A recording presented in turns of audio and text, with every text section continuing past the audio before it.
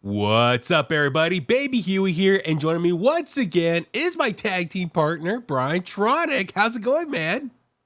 It's going good, Huey. Feels good to be back. Oh my God, I should have said joining me for the first time in a long time, but then again, I could say the same for myself. So what's up, Kliqsters? Yes, we are back after a pretty long hiatus. I would say summer season hiatus. I do apologize for lack of episodes over the last couple months. And first off, shout out to my boy Alonzo, one of my oldest friends since high school, big time listener of In The Kliq. He has hit me up multiple times over the summer and says, "Hey man, when are you gonna record a new episode? I need it for my commute to work." And I keep telling him, yes, I'll get to it.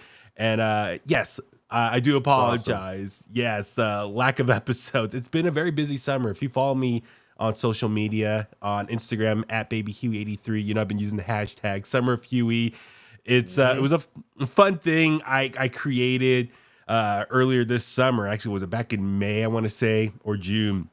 And it just a lot was going on over the summertime. There were so many events and concerts and things I was going out to, and things at work and interviews, and just a really heavy workload. And so I figure I'm going to document how much fun I'm having with all this work and just call it Summer of Huey. And it's been a fun thing that's kind of taken off with the listeners and stuff. We're at my radio job, my main job at 107.7 The Bone in San Francisco. So needless to say, finding time to record another podcast on top of the other podcasts I do for work and interviews and all that stuff. It was just really busy. Brian, I know you're busy with your life as well, but yeah, how you been, man? How's your summer? The summer was good. It was fast. The summer of BrianTronic. Yeah.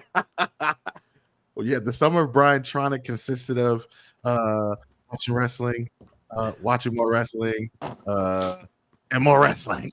Exactly. Yes, I'm with you. And I did my best to watch a lot of it live, but there was a lot of times I couldn't, and I would try to watch it the next day or watch it in parts. Like, as we said many times in the past, there's so much wrestling going on right now, and I don't even watch everything. Like, I don't have time to watch TNA. I don't have time to watch AEW Collision. I barely have time to watch Raw, SmackDown, NXT, and Dynamite as it is. So sometimes I try to watch it live or catch part of it, and then I'll try to watch it later on my DVR the next day, or literally have it play on my phone while I'm doing other stuff for work. I've been trying to multitask and take it all in, stay on top of everything, but it's also hard to keep up. Yeah, and another thing too is I will admit, like coming out of WrestleMania back in April, I definitely there was a fatigue factor for me just with all the wrestling going on. I was just really kind of tired, and then as we head into late spring, early summer, that's when my workload at work and personal life got really busy. So it was a combination of things. And I actually kind of enjoyed just taking a little bit of a break of talking wrestling and just trying to enjoy it as a fan. I don't know about how about you, how that was. I've been enjoying it, and I wasn't able to make the WrestleMania trip. So yeah, it actually was really cool to be able to sit back and just watch it as a fan and be able to just enjoy those 2 nights, and then even past that, right? Just this whole year, just kind of sitting back and just watching and observing and just enjoying and because you can get burned out sometimes. Yeah, you know, it's definitely a grind, especially with all the shows. It's like every single day there's a show.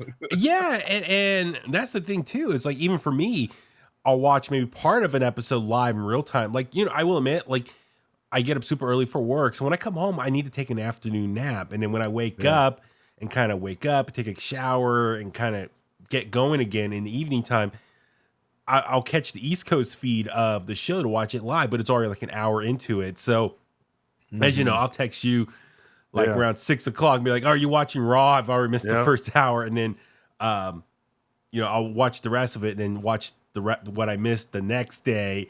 So yeah, even days where there's no actually new wrestling show, I'm still watching what I missed the next day. So yes, it's like 7 days a week I'm watching some form of wrestling, some capacity. So I know, first world problems, but needless to say, you and I talked off the air. I think we're able to get back into a weekly routine again, especially now. There's so much to talk about as we head into the fall season now. There's a lot to look forward to.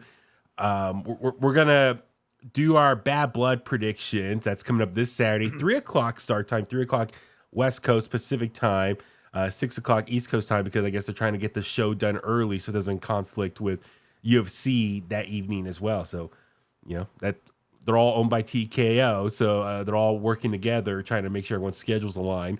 So we're going to do our Bad Blood predictions, all 5 matches, and then we're going to talk about some of the other major storylines, talking beats that's happened on Raw and SmackDown the last few weeks. And so we're going to talk, big paintbrushes, talk big generic stuff, focus on a few things. I know there's a lot going on. NXT, I forgot to put that down in the notes. NXT as well. In NXT on CW, that was a huge thing last night. So I'll put that in the notes as well before I forget. So Brian, just how's your thoughts? I guess we'll just start big and then we'll go into the predictions. How's your feelings of WWE this summer with all the premium live events that were overseas, and SummerSlam was, in a stadium again? Your thoughts on just WWE this past summer? I thought it was great. It was really just fun to, like I said, sit back and watch. And it's been a long time since, I think for all of us, I think I speak for all of us. It's been a long time since we've really been able to sit back and watch TV week to week, all the builds to all the stories, and then have it all, come to its, final battles at the PLEs every month, and it's been consistent. There's been continuity. It's just everything's been flowing. I've been enjoying it. I really have. Yeah, you're right. I think we should give Triple H credit for the most part. Everything he's been doing creatively has been working. It's not been perfect, and we can go on that, maybe talk about that stuff on a future episode. But for the most part, every episode of Raw and SmackDown has been must-see TV. I know SmackDown has some down periods, but Raw, for a 3-hour show, it's been entertaining, total chaos, fast-paced. Like every segment, something's going on, something's in the background that you need to pay attention to. And I love that the premium live events have been following the same formula as like NXT takeovers, 5 matches. They are usually like the 5 main biggest storylines going on in WWE. So it's like this rarefied air. It's like it's the best of the best that get featured on the monthly premium live events.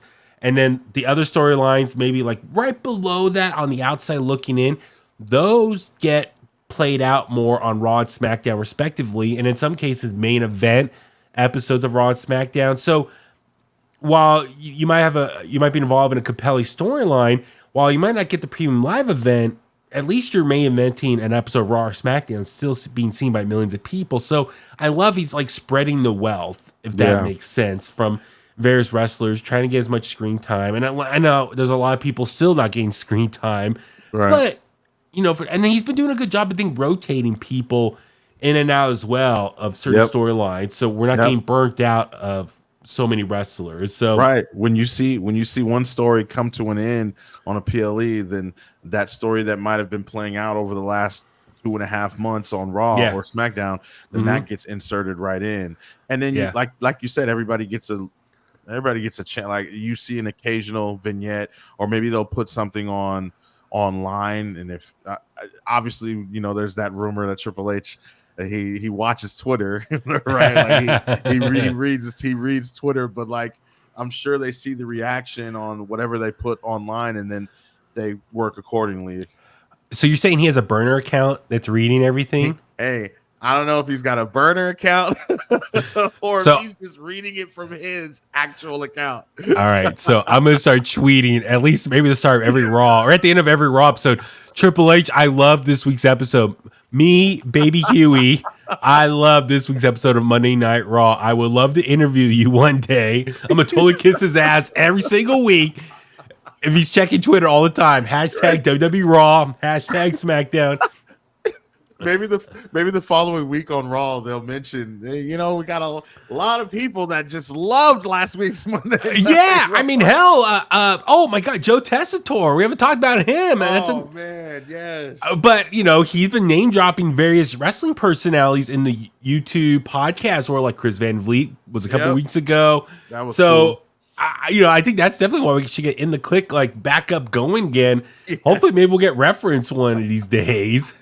Yep. But get those viral tweets going. Yeah, exactly. But yeah, Joe Tessitore, your thoughts on him announcing Raw? I think he's been a breath of fresh air. He's been incredible. He has been so good, man. I will say I was a little critical. The first night, I was just not like out. Like not like online or anything, but like just to myself was just like, I don't know.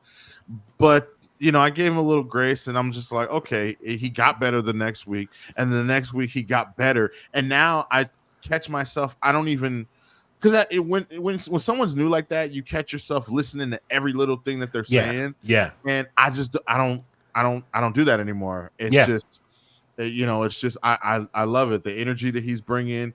I feel like he's learning a lot more week by week, especially when it comes to like moves and stuff that the wrestlers are doing.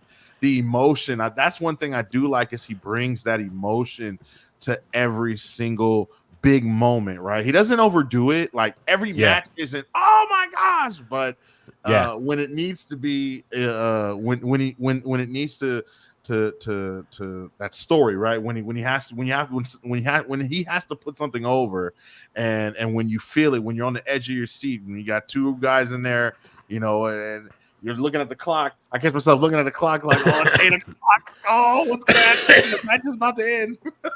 Yeah, no, he's been great. Like, I mean, I love his voice, like the actual color of his voice. Like he has like old school broadcasting voice, but then he is a true fan of pro wrestling. Like he has talked about, like he just grown up loving wrestling. But yeah, then his actual pedigree, his background, as far as doing boxing and college football and other sports. So he has the track record. Like he what's the word I'm looking for?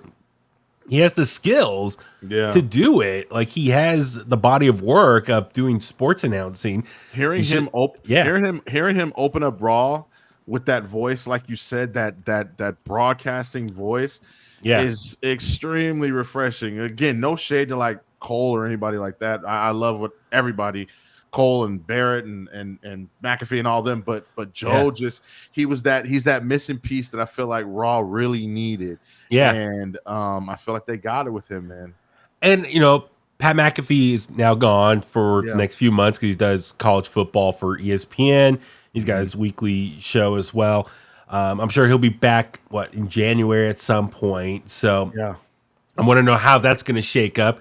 So, but I like him and Wade Barrett Monday Night Raw. Tessitore and him been a great combo. And then Michael Cole back to SmackDown with Corey Graves, and they've been doing their thing. They got history together. So praise to Wade Barrett too, because even in the beginning, those first two episodes when Joe Tessitore was like, he's still getting used to just being the main guy. There was some periods where the match would be going on, and then there was this like silence. You would hear Barrett come in and just kind of like fill it in and just help him out a little bit, and so props to him too. Yeah, so I kudos to both, and Wade Barrett's been great personality. I love like this week's episode of Raw. Now they're featuring the signs in the crowd, and like someone had a Wade Barrett sign, but they cut away fast, and Wade's like, "Hey, why'd you cut away? There was a Wade Barrett fan. What? No, that's not fair." Like he plays the heel commentator really well. Yep. He's funny, he's dry, sense of humor, witty, all that stuff. So they've been great, and I would love to interview him and just.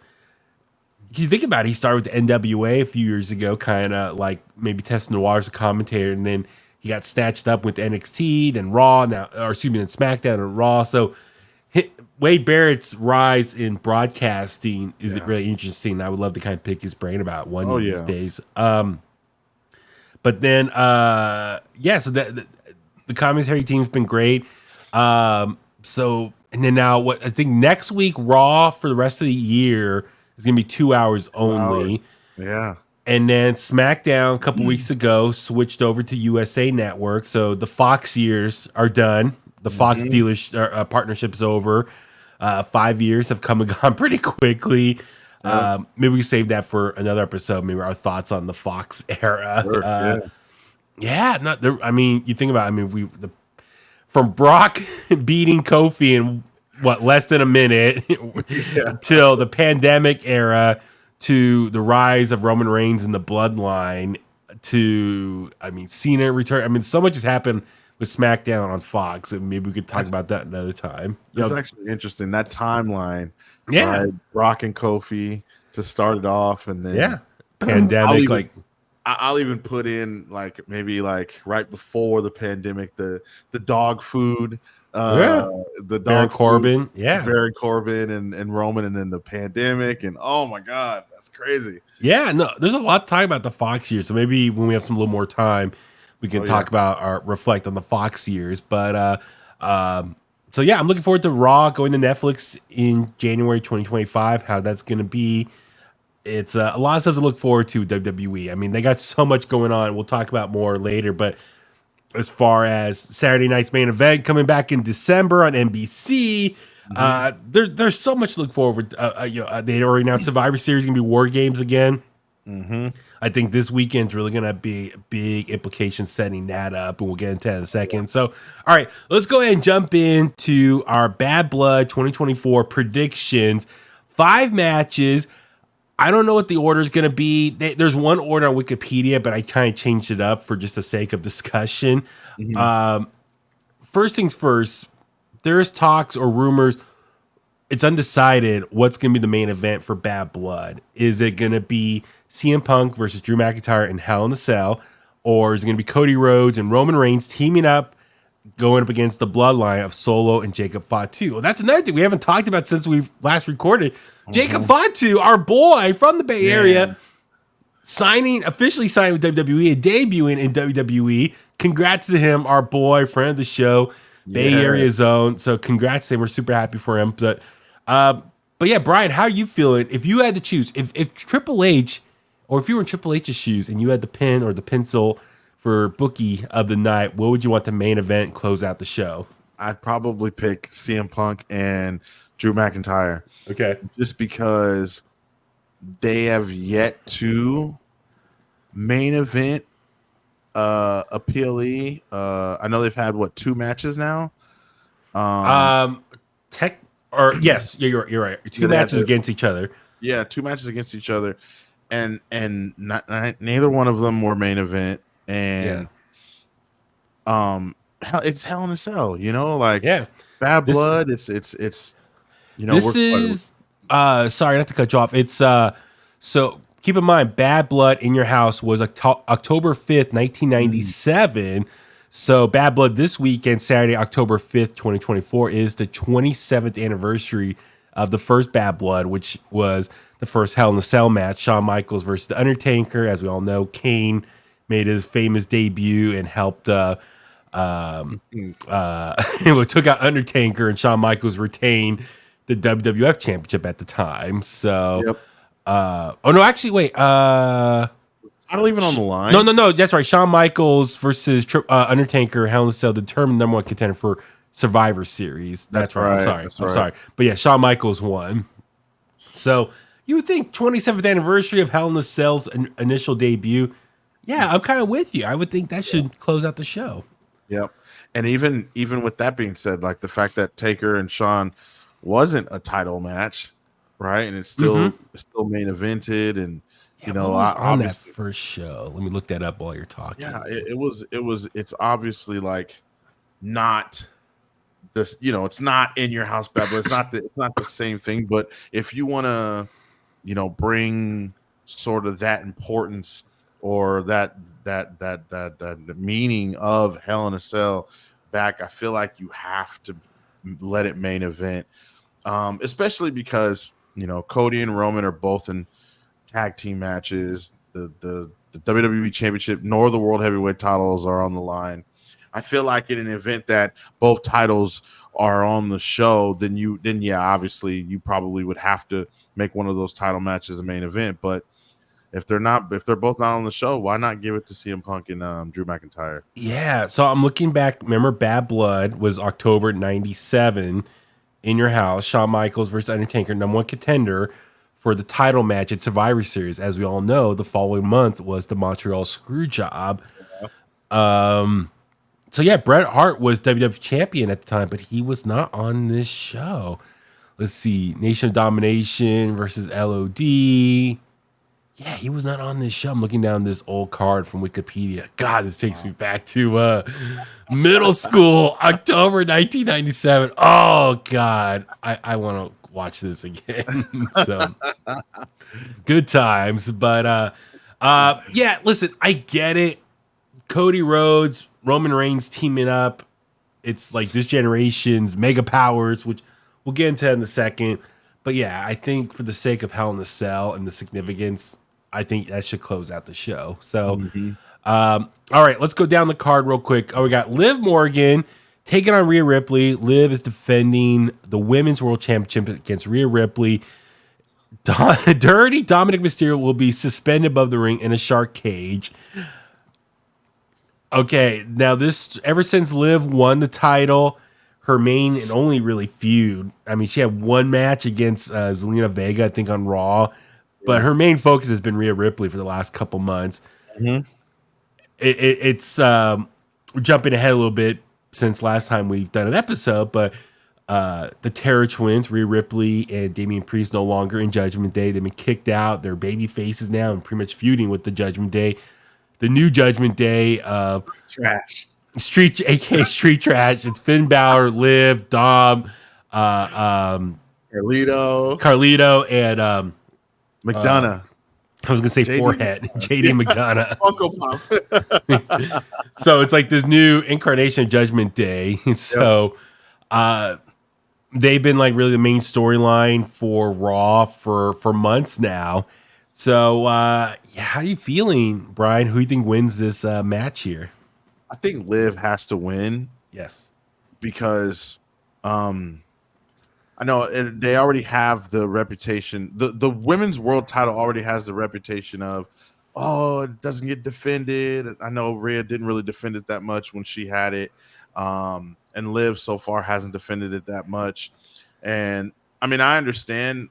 I think that you have to have a really great challenger for that championship anyways, right? And I don't think you should just force everybody to challenge for the championship right away. But I feel like Liv's got to do it just because Dom is going to be suspended above the ring in a shark cage. I don't think that is going to have much of a factor at all in the safety of this match. I think they got something up their sleeve. If you watched this past week, they've been acting weird. They've been huddling. Dom was on the phone with Finn when him and Liv were sitting by the lowrider. It's just, I don't know, it's a little weird. Yeah, the fact that Dominic is suspended in a shark cage, which is funny because, it's playing along like, oh, he's a former prisoner, so he doesn't want to be behind bars. And once again, he's scared, and he's also claustrophobic, so he doesn't like being in small places.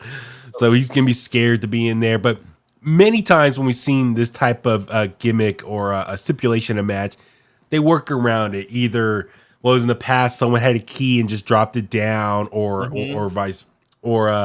someone else is going to interfere. You think about the Judgment Day, you're stopping one person, but someone else could come out, maybe interfere.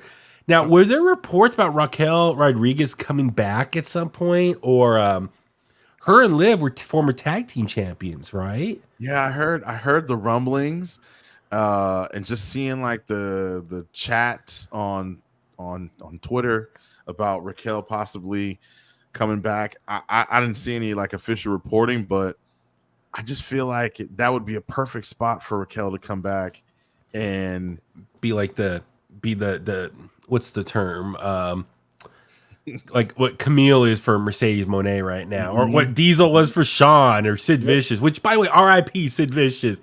Yeah, man. He passed away, unfortunately, last month. But yeah, like I think Raquel could be a great like protector, bodyguard for Liv.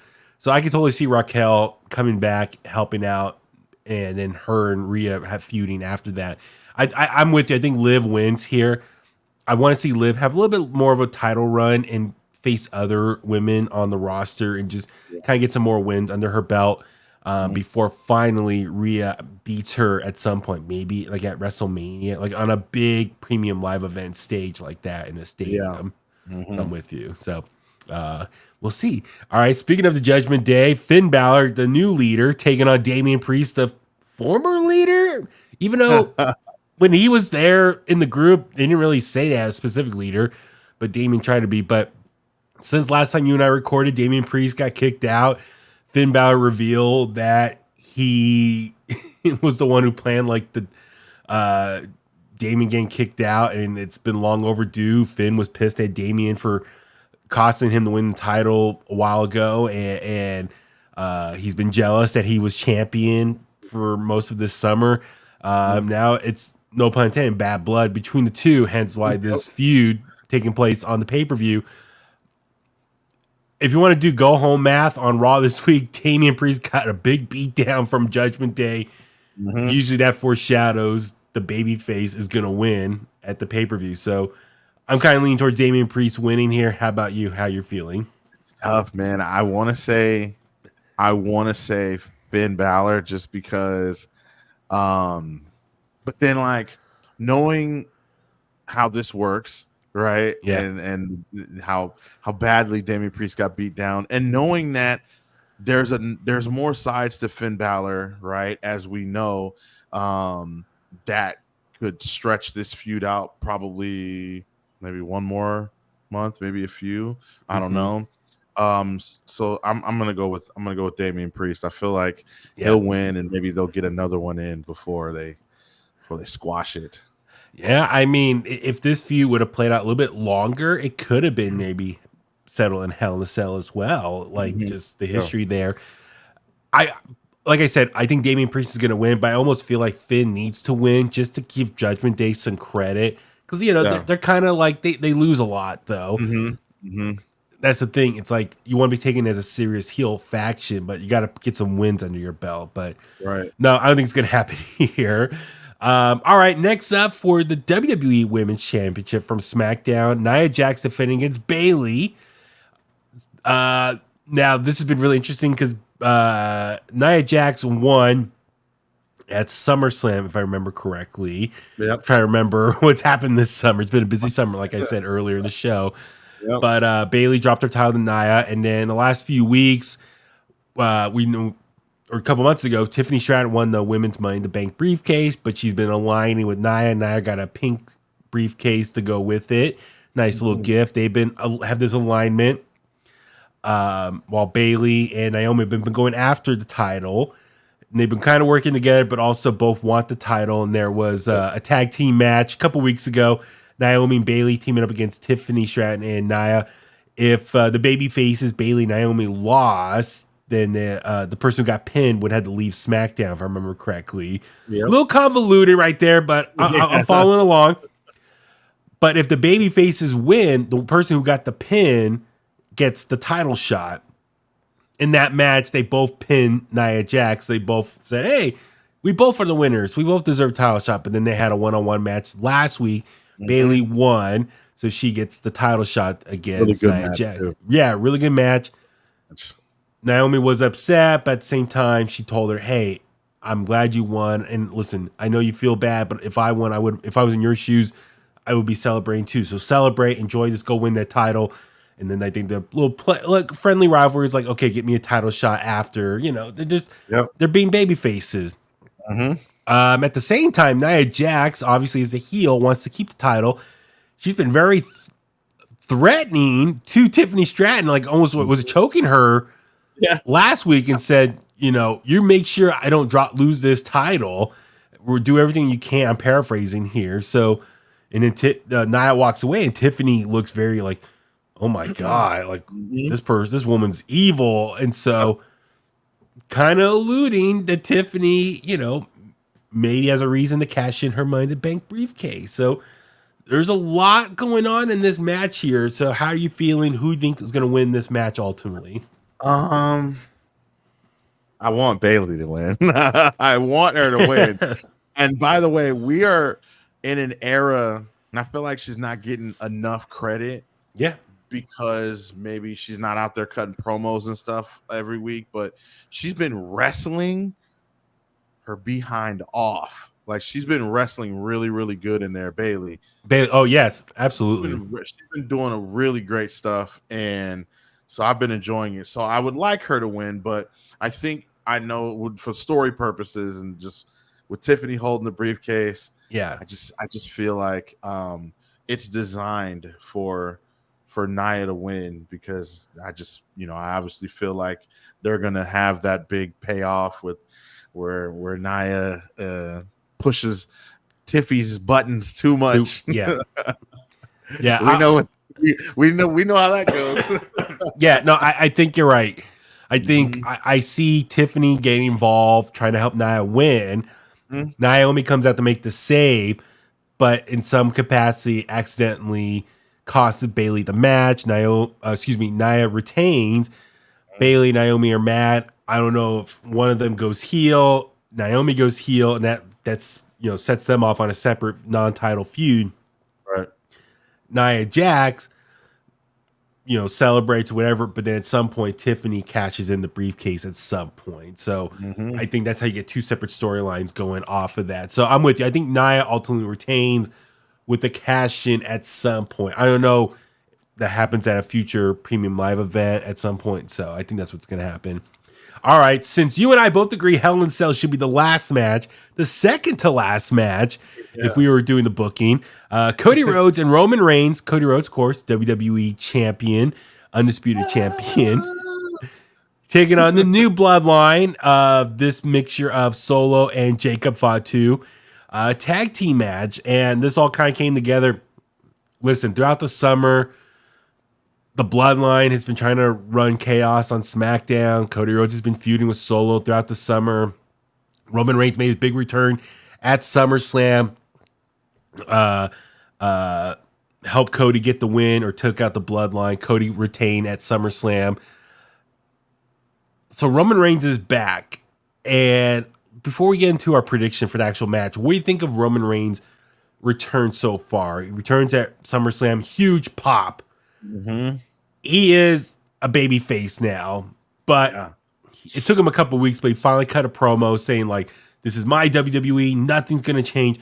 So he pretty much established that his character is going to stay the same, more or less the presentation we've been getting as the Tribal Chief or OTC, original Tribal Chief. Yeah. But nonetheless, the fans are going to be behind him now. So he's a baby face. What are your thoughts on that dynamic of his presentation? Yeah, original Tribal Chief. I like what he said.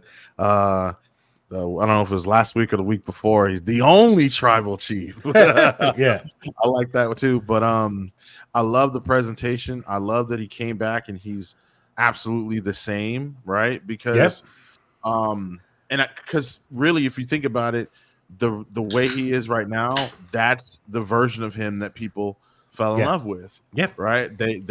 We love Roman Reigns in this form that he's in right now, and so him becoming babyface we already knew that was going to eventually happen. But had he come back smiling, and I know he shakes a couple hands here and there, right? But if he'd have come out, shaking everyone's hands, smiling, yeah, big dog, and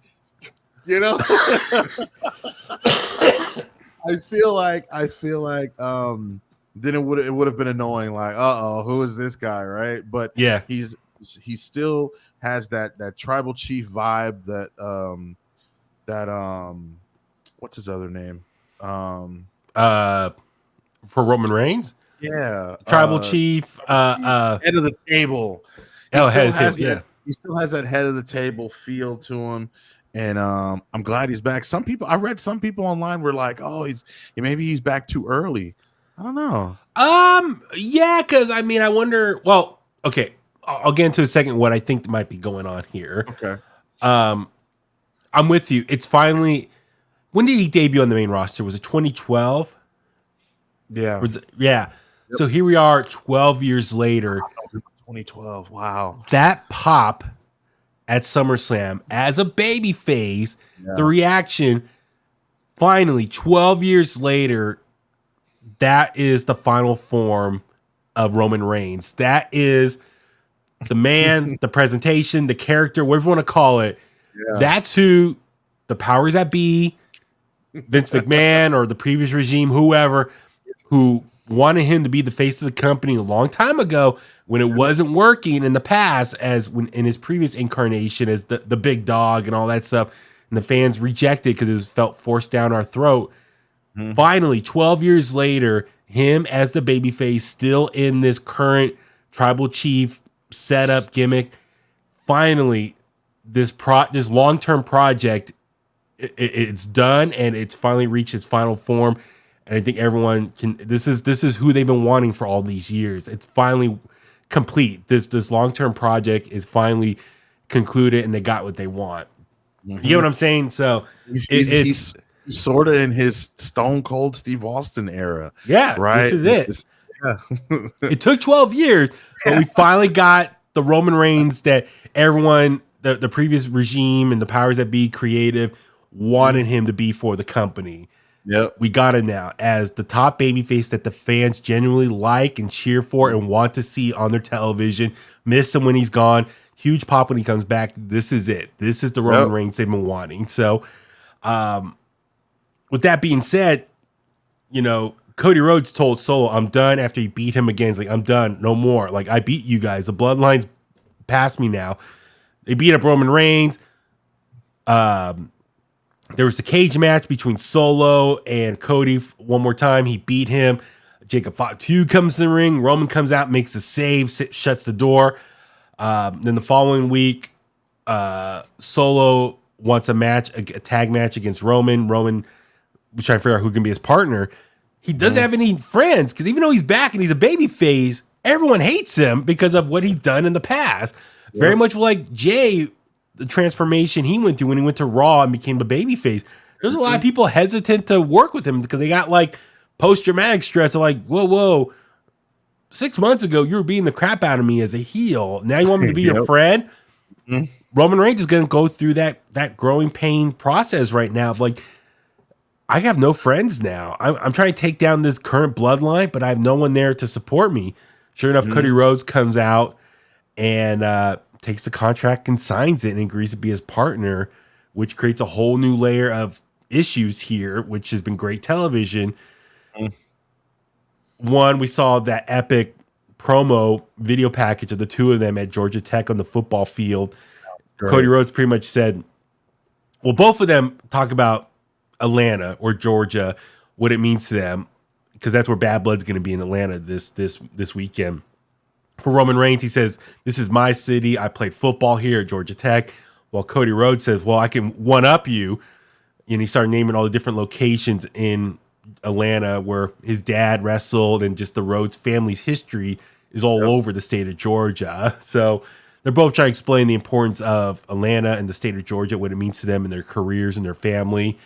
Ultimately, Cody Rhodes says, listen, and I'm paraphrasing, you and I have history, but in this situation, we have a common enemy, which is the bloodline. Can I trust you to have my back? And Roman said, yes, I'll have your back here. But after that, I'm coming back to take back what's mine. He looks at the title. What do you think that whole video package? I think Jeremy Borash directed it. So what do you think of that whole video package? I thought it was good, man. It was like, when I saw it, I immediately thought, oh my God, this is what was missing, I think, from the build to their match at WrestleMania this year. I feel like something like that would have been perfect for just them to just meet face to face and kind of have that, talk about everything that they, all the stakes and everything. I felt like that would have been good. Or even Roman, Rock, and Cody and Seth, if all four of them did something like that, that would have been cool. I thought that's the route that they were going. I thought that's the route that they were going when they shot that little promotional video for WrestleMania when they were all with the green lights and background and Oh stuff. yeah. In Vegas they filmed. Yeah, I thought that was gonna be like a whole little showdown thing, but this was good, and it got me interested in another Roman Reigns and Cody Rhodes match. And I always say this, they got themselves a good problem, right? Like they got so many things that they can do, which I'm pretty sure they got whatever they got for Mania lined up, or at least like they pretty much probably have it. But if you ever need to pivot again, like they did last year, right? Yeah, a beautiful disaster is what I called. It's a good problem to have. Yeah. So I enjoyed it, man. I loved Cody's facials. I love that Cody's standing his ground. He's holding the title, like protecting. Like, no, it's mine. Yeah, and even at the end when he said, you have my word. Roman's like, you have my word, and he's like, but when I'm done, I'm coming back for what's back for what's mine. And then Cody goes, it's not yours to take. Yes. And then as they're walking, they kind of step closer to each other. And Roman's like, you're in my way in life. Meaning, before Cody came back to WWE, Roman was running the show. It was his company. Everything. He was in charge. He called the shots. But once Cody came, and I said this before, and I'll say it again, Cody's return at these last 3 WrestleManias have played out like the Star Wars trilogy. Man. WrestleMania 38 in Dallas was like A New Hope. It's him. He's the new superhero to return to WWE and save the day, like Luke Skywalker was in Star Wars Episode 4, A New Hope. Yep. WrestleMania 39 in LA was their version of Star Wars The Empire Strikes Back. Roman Reigns wins and Cody Rhodes is upset. Everyone's bummed and thinking, oh my God, he couldn't beat him. What we're going to do now? There's no hope.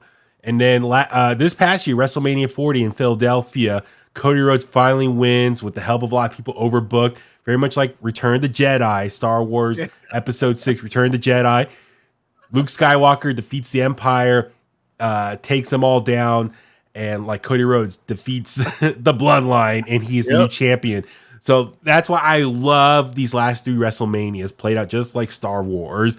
So, but yeah, you're right. Like Roman Reigns is pissed at Cody. He's a thorn in his side. He ruined his whole operation. But then the fact them tagging together, it's very much like this generation's mega powers, like Hulk Hogan and Macho Man Randy Savage in the 80s.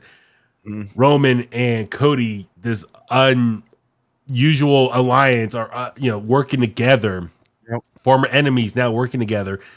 But also, you and I have texted about this. WWE's in a good place right now. 5, 10, 20 years from now, when we look back at this Renaissance era, maybe could have an argument it'd be the greatest era in pro wrestling or in WWE's history. Oh, yeah. Because you and I have talked about, a lot of people say the Attitude Era was the best era. What about that? They had 2 top guys in that company, Stone Cold Steve Austin and The Rock. What does WWE have right now? They have 2 top guys. They have Roman Reigns and Cody Rhodes. It's a great problem to have when you have 2 main eventers running the show, and either one can take over for the other. So we're in a good time period right now. As a wrestling fan of WWE, it's a great time. So, as far as the match, I assume Cody Rhodes and Roman Reigns are going to win. It's Roman Reigns' first match back since WrestleMania. He has to win. Yeah. Unless there's some crazy wonk finish, overbooked finish, someone else debuts or interferes. But like, who takes the pin? Cody or Roman? You don't need either one of them to take a pin in this situation. That's tough. I mean, it would, unless The Rock comes back. I mean, okay, so Pat McAfee, Cody Rhodes was on Pat McAfee's show today. And there was that clip Cody Rhodes posted on his Instagram. Pat McAfee asked him off the air. Now, did he say, is the big guy coming back? He said, I heard the big guy's coming back. And Cody's like, which one? And he's like, oh. You tell me. So people are alluding to, is he referring to The Rock? Right. And then Cody in the interview said there's going to be a video package at the end of the show to set up something for Crown Jewel next month. For Crown Jewel is what he said. I'm like, okay, what does that mean? Yeah. And then he's also said like he's going to do something at WrestleMania next year that he's never done before. Yeah, he said that he definitely wants to main event again, and he says what happens at WrestleMania is going to be something that people aren't ever going to expect. I hope it's not him turning heel. I hope it's not. Come on, don't do this to me, Cody. I just praised you as the Luke Skywalker of WWE. Do not turn heel on me. Do not go to the dark side. You hear me, Cody? Do not go to the dark side. Wait a minute, what is Paul Heyman doing? He turns on Roman Reigns and that lines with Cody Rhodes. What if like he low blows Roman and then like hits Roman with like the belt, and then The Rock comes out with a briefcase and he hands Cody the money. And he grabs Cody's face and he's like, Your daddy! You did it for your daddy. And he returns whatever he gave him in the hand the night after the Raw after Mania. Wherever it was. That would be cool. So my gut is telling me Cody and Roman are going to win. Sorry, maybe Cody gave The Rock the Ring of Honor. Kiss the ring. But but I wonder what happens is this match is going to set up War Games. Mm-hmm. I assume War Games is going to be Cody, Roman versus Bad Bloodline. And do they get Randy Orton, Kevin Owens to help out? Do they get Jimmy back or Jey Uso to come over from Raw? Sami Zayn. We can save that discussion later, maybe on the review of Bad Blood.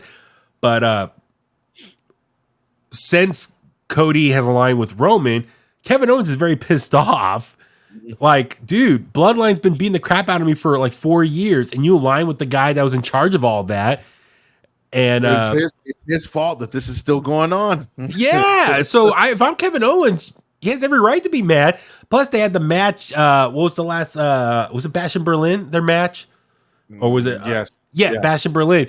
And he was hesitant because Cody says, "I want you to face me for the title," and he's like, "I don't deserve it." So he felt kind of forced into that match. He's already kind of uneasy with Cody of like, "Why are you forcing me to be in a match?" And then he was pissed off that he lost at the end to Cody, and he was kind of like showing signs of he's going to turn heel. So it's been a slow build of him turning heel at some point. So I wonder, does Cody, Roman, Kevin, Randy team up against the Bloodline for War Games? Does Kevin finally turn heel there and cost them the match? I mean, that's just fantasy booking a month or about 6 weeks away from now, but we'll see what happens there. It's I like on SmackDown this week, it was Randy and Kevin taking on Solo and Jacob. Kevin told Cody, "Do not come to the ring," but then Randy's like, "We need backup, please come out." So of course, Bloodline comes out, the rest of them, Cody comes out, makes a save, cost them the match when Jacob threw Cody and hit the ref, and then Kevin was trying to get the pin, but then Jacob came in and super kicked Kevin a couple times, and Bloodline wins. And then Kevin got mad at Cody. Randy said, whoa, chill out. I told him to come out, and then they hugged it out. So there's building tension there, which I love about Triple H's booking. They're building up their characters and just a slow build. The Bloodline, though, and maybe we can talk about this later, I wish we see more of the Bloodline behind the scenes, like them interacting with each other. Like we used to see with Roman interacting with Sami Zayn and the Usos, like those conversations in the backstage locker room area. I wish we got more of that to kind of learn more of these dynamics, their personalities of this current Bloodline. Right. That's a separate critique I have. So, all right, we'll see what happens there. All right. Our main event, what we think should be the main event, the Hell in a Cell match, CM Punk versus Drew McIntyre, hands down, feud of the year, at least for WWE. I mean, I know some people say Hangman and Swerve and AEW might be Swerve of the year in all pro wrestling, but definitely for WWE's sake, it is CM Punk versus Drew McIntyre, Hell in a Cell match. What are you thinking, man? Who do you think wins here? I think, it's tough. And this, again, it's a good problem to have, right? It's like You got two guys who absolutely need to win. Yes. Need to win. They have to win, but only one of them can. I'm gonna go with CM Punk. Just because on his end of this whole situation, he's got a lot at stake, right? Like he's got a lot into it. Like his wife has been brought into it, his dog has been brought into it. I think he's got a lot to prove. I think Drew McIntyre maybe underestimates CM Punk just a little bit. And so I'm going with CM Punk, man. I think he's gonna get done. I think he should get it done. Yeah, even though I'm wearing a Drew McIntyre shirt for the Kliqsters who are watching on YouTube right now, which, by the way, please connect with In The Kliq's YouTube channel. Watch these videos. But yes, I am a Drew McIntyre friend of the show, probably the most interviewed wrestler of all the wrestlers I've interviewed. But my gut is telling me CM Punk wins because this is his first feud back with WWE. Yeah. Big personality to have back with the company, so I think he wins here. I think whoever wins this, it moves on to face Gunther. I know CM Punk has hinted that he wants to go after that world title. So yes, I'm with you. I think CM Punk wins. This feud's been great, even though it's been they've been kind of what's the word? Swimming in circles or treading water. Like they beat each other one week, then they break apart. They beat each other again, or one week someone shows up, one of them does a promo, then the following week the other guy does a promo. So they've been stalling and kind of going through the same beats every week, just killing time to get to this pay-per-view. This week they brought down the Hell in a Cell and they both confronted each other in the ring. They had security. Drew was in the black suit, CM Punk all white. Yep. CM Punk said, like, I've been living in a hotel for the last month because I don't want my wife seeing me, this crazy man that I've turned into, the guy that everyone thinks I am. So he was kind of winking. I think all the dirt sheet reports of his reputation in AEW kind of winking like he's a bad guy behind the scenes. But as far as we tell in WWE, he's been an angel. So Angel, the greatest. Yes. Drew McIntyre says he's going to take him to hell. So great promo between the two of them. Yeah. But yeah, I think CM Punk wins, and I think him and Gunther is the next feud. But then where they go after this, like, I don't think one of them has to leave Raw. That's what I'm getting to. Is like whoever loses probably should leave that show. I'm just throwing it out there. I know AJ Styles was announced coming back to SmackDown this week. I wonder, could they do a trade, like trade AJ for Drew or something? Yeah. Like Drew goes to SmackDown or something. Just this blood of a feud playing out and concluding. Like, I don't know how you keep going. We'll see. I don't know. It's gonna be interesting. Funny, man. Yeah. I feel like in a way, if Drew loses, right? Yeah. And he stays, he'll become easily overshadowed. So I agree. I feel like if Drew loses, he's definitely gotta switch over to SmackDown and do some fresh things, because what's he gonna do? Like feud with Chad Gable, or you know what I mean? Like, I mean, maybe he can go after the Intercontinental title or something. Yeah. Knowing that he has to work his way back up. I don't know, but like I said, it's one of those good problems that they have, right? Because you got two guys who could definitely win, two guys who need to win, but only one can inside Hell in a Cell. Yes. So look forward to Bad Blood playing out this Saturday. We should do a review on Saturday. Okay. Let's do it. Let's do that. All right. Just let's talk about some of the other things that happened on Raw and SmackDown this week. We can go through it real quick. I know we're already kind of running long here, but let's just, for the sake of just give our quick thoughts. Congrats, Jey Uso won the Intercontinental title last week, defeated Braun Breaker. Braun Breaker barely had the title for what, like 40 days, I think. 40 days, yeah, like a week and a half, or excuse me, a month and a week, 5 weeks. Great match there. And that's why I like that. It's like, okay, if the Intercontinental title is not going to be on a premium live event, have it main event an episode of Raw, and they made it feel like a big deal. Jey Uso wins. Finally wins his first singles title after 14 years in the company. Finally wins his title, and I mean he's so over with the crowd. Then this week on Raw, he cuts a promo and just talk about just what it means for him. His son was coming out with him. That was the crowd. awesome. Talks about his mom saying, go beat you. And then the title got a little bit of a makeover. They finally put some blue color into it on the parts where like the globes or the earth on the title. Put some blue there where the water is. So it looks much better. So, but yeah, your thoughts on Jey Uso win the IC title and this promo and the match and everything? I like it. I was shocked. I was like, I was kind of halfway watching too because I was like, Braun Breaker's gonna win, and I think I fell victim to just listening to what everybody else was saying about how badly Jey Uso, how one dimensional Jey Uso is in the ring, and I feel like that just really depends on who he's in the ring with, right? Yeah.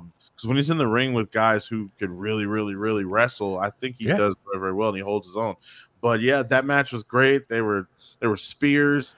I was super surprised when he got the win and I was getting teared up. I was like, dang, like they really did it. And then it's just a real thing to like like that's one thing I love about Triple H and this creative team and the WWE now that we get, because even though maybe a month or even maybe a few weeks ago, Jey Uso not being champion or Jey Uso being champion may not have been a thing that they were thinking about or even wanted to do. But the fact that, they see a lot of people talking, hey, man, like we're calling the main event Jey Uso. He hasn't won a singles title. Obviously Rikishi doing his thing on his podcast, talking as he should, right? I mean, that's his kid, right? So I get it, but to see that they did that and then to see this week how it kind of worked in Braun Breaker's favor too, because everyone loves Braun Breaker, right? And the heel thing, I mean, that wasn't going to work for too long. Yeah. Because he's just one of those guys that people like, and I think he's shown that he can still be badass Braun Breaker, but he doesn't have to be a heel in order to be that. So he came out and he said he respect and so that was nice. So yeah, it looks like Braun's gonna turn babyface now because he congratulated him, shook his hand. Mm-hmm. So I'm all for that. He at one point eyeballed Gunther backstage looking at the title. And he's like, I just want to stare at it. So kind of foreshadowing maybe the two of them have a match for the world title at some point. Yeah, I'm all for it. And I think that's Braun's story. Even like in NXT, like he wins a title but then loses it quickly, and then he has to learn how to regain that title and then therefore keep it long term. Like he has to learn what it means to be a champion, how to get the title back and maintain holding on to it. So that's always been kind of like his story going back to NXT. So do you think that any of this and how this played out has anything to do with Ilya Dragunov being injured for the next 6 to 9 months? I think they announced that, I don't know if he got hurt at the live event or what, but he was wrestling Gunther on a live event recently, and then they said he was going to be out for 6 to 9 months. As far as like the decision to turn Braun Breaker babyface and to have him not go after Jey Uso one more time, because that's what I was initially thinking. I was thinking, okay, Jey Uso, he won the title. All right, Braun will get it back in a couple of weeks or next month or something. Well, okay, so let's jump ahead to the other story. So Gunther, World Heavyweight Champion on Raw, him and Sami Zayn have been going back and forth. Sami pretty much challenged Gunther after he was talking crap to Bret Hart in Canada a few weeks ago. By the way, Gunther, great line a couple weeks ago on Raw and said, I love you growing up. You're one of my favorite wrestlers, but you're number 2. My number 1 favorite was always Bill Goldberg. And Bret was smirking. Like you could tell he was like not trying to laugh. And then Gunther even was like holding back laughter because he knew like they probably told him to say that line. And he's like, no one's going to believe Gunther, of all people, his favorite wrestler is Goldberg. But for the sake of taking a dig at Bret Hart, that's what you say. Great line as a heel. Oh, yeah. But Sami Zayn for weeks has been wanting to challenge. Sami Zayn's been wanting to challenge Gunther because he's like, I'm the last guy to beat you. And now that I want a title shot. I lost the IC title. Now I want the world title, and I want to challenge you. And Gunther kept saying no, rejecting it. Finally, Sami called him out.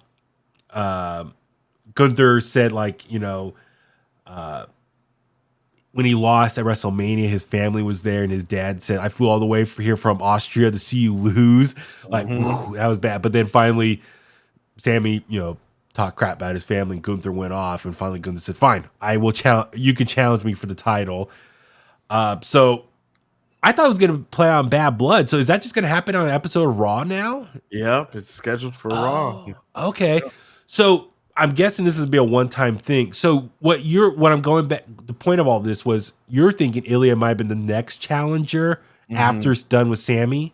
Yeah, just because they were doing live event matches and stuff. So I'm gotcha. Like, maybe that's what's next for them.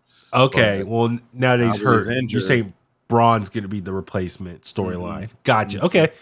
So, well, we'll save that match when it does happen on a future episode of Raw. I mean, Gunther's retaining. But speaking of heels, The Miz this week teaming with R-Truth, he turned heel, man. He it was the where was it? It was AOP taking on Awesome Truth, and during the match, R-Truth makes a tag. Miz comes in, but turns around and kicks R-Truth, and ends their tag team, man. Miz turning heel once again. He's never been a babyface for super long. No. I was just counting the days he was going to turn heel again, and sure enough, he did it. And he's always better. He's always been better as a heel. Yeah, he's just like Charlotte. They're just better. Oh, I miss Charlotte. I can't wait till she comes back. But she's just like Charlotte. Like they're just better as heels, and I know that that match, wasn't like one of the popular ones on Raw this week. Everyone's like, oh, I don't care for this, but I thought it was important for everybody involved. It's a little bit of a payoff to what Karrion Kross has been doing. Behind the scenes, talking to Miz, and it's like closing the chapter of the Awesome Truth, right? It's just like, okay, we're done with this now. And in all honesty, maybe Miz feels like the Awesome Truth and R-Truth and all that stuff is holding him back, and he already feels respected for not being able to step in the ring with Bronson Reed because he was, because of Braun Strowman and everything like that. So I think this is great because you don't want to have that stuff go down for weeks and then have nothing happen with the Miz. Like if you're paying attention, you know that this has been building up, and so I'm glad it happened. I like stuff like that. Stuff like that always reminds me of when Mongo turned on Kevin Green at Great American Bash. Wow, great reference. But also, well, I was going to say The Miz now is a heel. I think he's a great veteran heel for the mid-card scene. So for someone like Jey Uso, babyface IC champion, there's a future storyline there. Miz saying, like, I'm the most decorated IC champion in all of WWE history. I want that title back again. That's the one that means the most to me. So I think that's a future storyline. Jey versus The Miz at some point. But Miz as a mid-card heel, that's perfect for where he's at this point in his career. Perfect place for him. Speaking of potential heel turns in the slow burn, the New Day. And okay, so much to talk about here. So a couple, I guess, months ago now, we saw Odyssey Jones align himself with Xavier and Kofi, and then a couple weeks later, Odyssey Jones just suddenly gone, and there are reports that he's been released, and as far as the reasons behind the release has not been disclosed. People are speculating based on some tweets about, I don't want to say specifically what they were about because it's all allegedly, but apparently some stuff he did in his personal time and personal relationships. So if you want to search that out on your own, you can. But wondering if that's a contributing factor for him being released now. So they kind of had to pivot this storyline. Odyssey Jones all of a sudden in the New Day, now gone. But nonetheless, the story's still playing out. Xavier Woods pissed off at Kofi, not keeping him informed on strategy on these matches. Like they're trying to collect themselves and get back to their old ways of being one of the most decorated tag team champions, winning titles. They haven't won anything in a few years. So, for their ego and stuff, they want to win again. Yeah.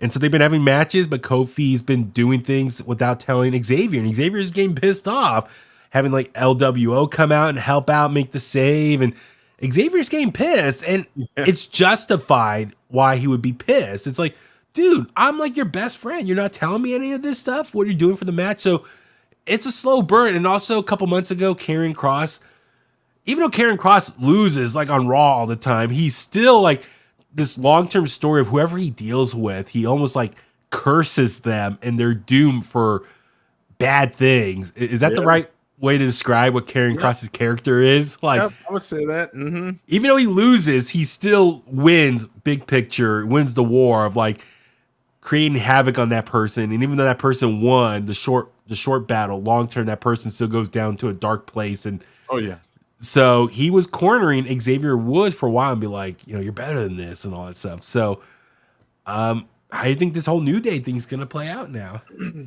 So at first, when Odyssey Jones was inserted in the New Day, I was like, oh, this is perfect. Kofi's going to turn on Xavier Woods. Like, it's clear, right? Like, obviously, it looks like Xavier Woods is going to turn on Kofi, but Odyssey Jones is here. Kofi's going to feel like, oh, well, Xavier, you're the weakest link. I got Odyssey now. I don't need you, right? Mm-hmm. But because Odyssey now is gone out of the story, I would probably say that this is going to turn to Xavier Woods, having an enough is enough moment. And it's time for a change. Yeah. Oh, man. And yeah, I think he'll turn on Kofi. It would still be interesting to me if Kofi turned on him, though, like, because it would be something that not everyone's expecting. And it justifies Xavier's take. Like, dude, like, you're a scumbag. You didn't want to keep me. Now it makes sense why you weren't telling me any of this. This is your real motive coming out. Exactly. And sort of like a twist, right? Like, it would also make a Karrion Kross be like, I told you so. At some point, like, he's like just against the wall in the backstage. I told you so. That's all Karrion's gonna do now. Well, even when they were talking, Karrion was backstage or back there just lurking, like, ha, told you so. That's gonna be his new T-shirt design. Told you so. I don't win on Raw, but I told you so. New tagline. He put out a video, and it didn't air on Raw, but I wish it would. It was like a little video package of him talking. I feel like he's done that like at least 3 or 4 times since he's come back now. Like, maybe I think the 2 of them were made on his own, and this one was made by WWE. So maybe we'll see it next week or something. Okay. Or, hopefully, but that's a whole nother story in its own. So okay. Karrion Kross, the revival of Karrion Kross. What's it going to take? We'll see. I mean, he said like he was the most dominant guy in NXT a few years ago, and now he's just losing all the time. Yep. So we'll see. Well, okay, a couple things here before we wrap it up. The main event on Raw this week was awesome. It was Monster versus Monster. It was Braun Strowman taking on Bronson Reed. They've been battling each other for weeks, jumping off high rises or whatever you want to call it on the cars and going through tables. And so, walls.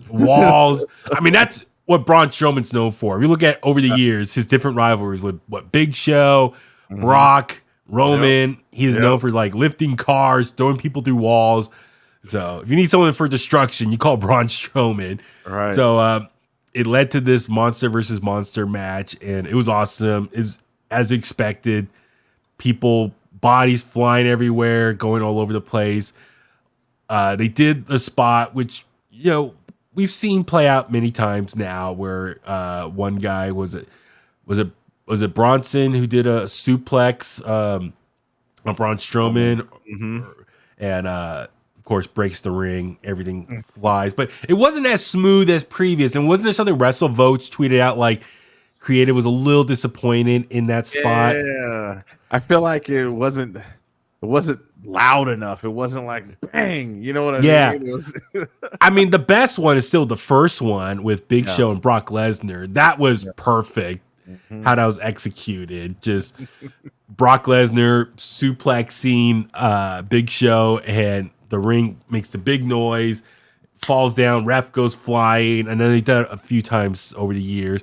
I think they kind of do that too often. I think it's like, okay, guys, you've done it. Like, take a break from it. So, but Seth Rollins comes out, does a curb stomp on Bronson Reed because Bronson Reed took him out, beginning of August, so almost 2 months ago. Yeah. Did all like 25 tsunamis on Seth Rollins. Right. Took him out. One after another. I love that Bronson Reed's been on this tear of building him up as this big monster heel. Yeah. So since he took the curb stomp, Braun Strowman was able. Did he pin them or he just didn't make the 10 count? He just didn't make the 10 count. He stood up. So Braun. So that's how you protect Bronson Reed not eating a pin. So Braun Strowman wins, but he was running a little bit awkward, and is report he tore a groin muscle. Yeah. Yep. So he's gonna be out for So sad, man. a few months now. So. Yep. He just came back, felt like not too long ago after the neck surgery. He was out a year for that. So, but you know what? It's like it sucks, but I feel like this stuff happens. It's happening less than it did last year. I feel like the injuries are happening less and less now. But I'm just like, okay, maybe the only good in this is that he doesn't have to because we know once he heals up and comes back, he's gonna come back to an ovation, and it's the crowd's gonna go crazy for him, right? So maybe the good in this is that okay, he can go take a break after a big feud with Bronson Reed, take a couple months off, and then come back and be good to go. Yeah, I think Braun Strowman, kind of like what his role is now at this latter point of his career, you gotta keep him kind of special. So I think this feud played out now. He won. Now, he has a groin injury. He's going to be sidelined for a while. But at the same time, that's how you kind of keep him special and you don't burn him out. Yeah. Now, he's going to be gone for a while. So when he comes back, he'll still get the big pop again. So it's kind of maybe a blessing in disguise because, what was he going to do after this? Right. He's not going to be Gunther. There's guys who are champions. So, he's just going to be, his role is the big monster baby face who does cool stuff, destroying stuff. Yeah, he can, and we saw that. So it's like keep him off TV for a while, keeps it special. Right, he can come back and have a moment with Bronson Reed in the Royal Rumble. Yeah, exactly. See, have one of those moments. Yeah. The other thing I wanted to touch on real quick, or two things. So over on SmackDown, we see LA Knight outside of Cody Rhodes. Yeah, he's the other top babyface on SmackDown. He's kind of has two guys going after him. He has Andrade and Carmelo Hayes, who are in the middle of a best of 7 series, best of 7 matches. They had their 6th match this past Friday. Carmelo picked up the win after LA Knight got involved. But after their 5th match, Andrade won, and he had a title shot with LA Knight. He lost. And so then he lost the title match to LA Knight, so now he's going back and picking up with Carmelo Hayes again. Yep. So now it's going to be a best of 7 series. So it's cool, Carmelo and Andrade getting a lot of screen time wrestling, and it gives LA Knight someone to look forward to. But I kind of want them to hopefully get some more competitors for LA Knight at some point. Yeah. I mean, finally got the big title win against Logan Paul at SummerSlam. We haven't talked about that, but congrats to LA Knight finally winning a singles title on the main roster. Yeah. He's so over. So, we'll see how that goes. Yeah. All right. Last thing I just want to touch on. NXT last night debuted on the CW, so the new TV deal. So as we know, Raw is going to Netflix in January 2025. SmackDown now on USA Network, started that a couple weeks ago, and then this week NXT moves to the CW. So WWE's 3 major shows are on regular TV, cable, and streaming. So they cover all bases for TV watching purposes. They were in Chicago last night. Felt like a takeover vibe. CM Punk was there. excuse me, he was reffing the main event between Ethan Page, defending the title against Trick Williams. Julia was going after Roxanne Perez for the women's title. Shawn Michaels came out, debuted new title designs for the first episode on CW. Triple H came out as well to join his fellow Kliq buddy and little DX callback there. I love this first episode of NXT. Now, I don't think they're going to be at arenas every single week. I think they're revamping the Performance Center a little bit, but got new design. It's like a silver and black logo, and the letters are kind of more back to the old school lettering. What are your thoughts on just NXT just on CW so far? It was great, man. I felt like it was a mixture of TakeOver and NXT TV, right? Like it was a perfect mix. A lot of people I saw it got a big rating. A lot of people were able to see Obafemi probably for the first time ever. Jada Parker, Lola Vice, like it's really cool that guys and girls like them really got a chance. Kalani Jordan, they got a chance to be seen. Show the roster. The NXT got a chance to go out there and do their thing that they do every week inside the Performance Center. I'll say Zachary Wentz and Wes Lee. Those boys put on a match, man. They did really, really well. Even that one table spot, though, Zachary overflew the table and landed on his back. Ow. Oh, but I got the press release here, and it said the CW network delivers largest audience for WWE NXT since October 2023. Their debut episode drew 895,000 total viewers. Premiere was strongest programming on the CW this year among adults 18 to 49 and adults 25-54. Total viewers up more than 100% for CW affiliates in New York, Los Angeles, Dallas, and Detroit. So I think they wanted to get 1 million. I think that was I heard that was a goal. That's why they stacked it with CM Punk and stuff. Pretty close, 895,000. That is still an amazing number. That is more than what AEW Dynamite's getting. So not trying to shade at anything, but just stating kind of facts. Yep. So great for them. Julia and Roxanne kicked off the show. First off, so happy to see Julia in NXT. Dude, she looks like $1 million. She's going to be amazing. Cora Jade made her return, attacked Julia, cost her the match, so Roxanne retained. So you got Cora Jade back. You got Julia. You got Roxanne Perez. Stephanie, oh my God, what's her name? From Mexico. Stephanie McCurr. She had a video package a couple weeks ago that she's coming after the title now. There was a video package for, I think, Delta, a big Australian wrestler who signed with NXT. So the NXT women's roster is stacked, and it's going to be really exciting to see this play out. I'm glad they have the Women's North American Championship there as like a second tier title for them to go after. Obafemi's been on a great destruction as North American champion. Looking forward to their match next week with Tony D. Randy Orton's gonna be on the show next week. It's gonna be in St. Louis. That's gonna be great. NXT's cooking right now. Like, I'm loving. It's not the black and gold era, yes, but it's getting close as far as a lot of the great in-ring work, big personalities. I mean, the NXT black and gold era towards the end, it was a lot of people who just like wrestling, but they didn't have as many personalities. I like that they have the larger than life personalities on this current incarnation of NXT. So you kind of get in the best of both worlds. Yeah. Ethan Page, we haven't talked about it, but he signed with WWE, won NXT title right off the back. He's been a great heel champion. And I think he's finally, I saw his interview with Chris Van Vliet, and he pretty much just said he's getting to do stuff here he didn't get to do in AEW. And he's been a great champion these last couple months.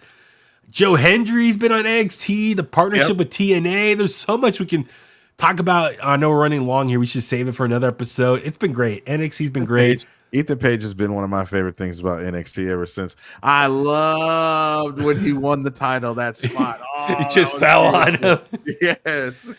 Wasn't that a callback to a Shawn Michaels match? Yeah. It's been great. NXT's been a lot of fun, but congrats to Trick Williams, friend of the show, been on the podcast now officially, or interviewed him at WrestleMania.